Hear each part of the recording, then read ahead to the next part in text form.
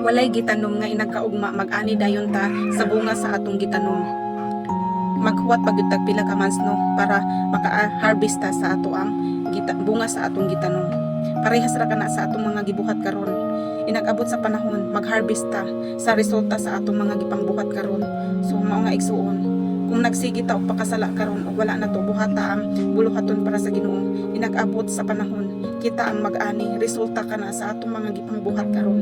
Mga kung puro kalayawan ang imong gibuhat karon, gisigi nimo digma ang Ginoo.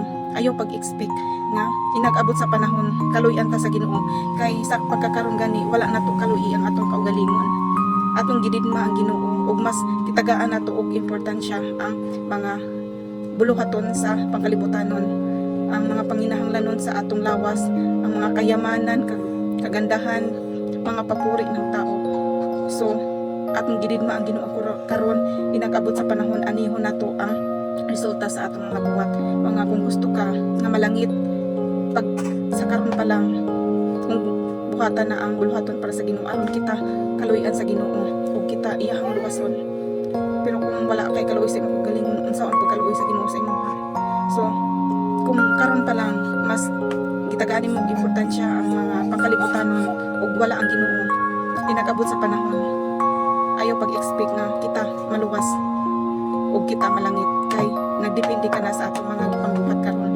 So mag-ani pud ta sa ato ang mga gipangbuhat, mag-harvest gyud ta. Kung maayo ang ato ang gitanom, maayo sa bang atong harvest. Pero kung dautan ang atong gitanom, dautan sa bang atong harvest, inag-abot sa panahon mga ikaw nakadepende sa imong kaugalingon kung unsa ang future nga moabot sa imong kinabuhi. So mas piliun mo ba ang enjoy now and suffer later, or suffer now and enjoy later? Ikaw mag-igo. So